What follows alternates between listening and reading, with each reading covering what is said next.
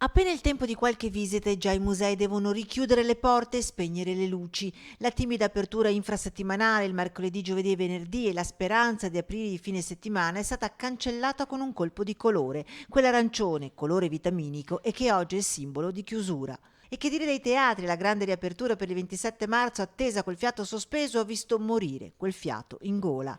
Tornano in stand-by iniziative e spettacoli come quella Noventa Vicentina, il Sì. teatro storico modernissimo e dedicato all'anniversario dei 700 anni della morte del sommo poeta Dante Alighieri. Delusione anche nelle parole dell'assessore alla cultura di Vicenza, Simone Assiotto, che fino all'ultimo ci aveva creduto. Speravamo soprattutto nella finestra del 27 marzo per poterli aprire nei fine settimana e soprattutto per poter tornare ad andare al cinema e al teatro. E noi speriamo davvero che queste chiusure aiutino a contenere la pandemia, speriamo di ritornare presto al giallo. Questo mi consentirà anche di finalmente inaugurare la mostra su Romano Lotto negli spazi Ipogea del Chiericati, che avrebbe dovuto partire il 12 marzo e che ovviamente subisce un ulteriore stop e un ulteriore rinvio.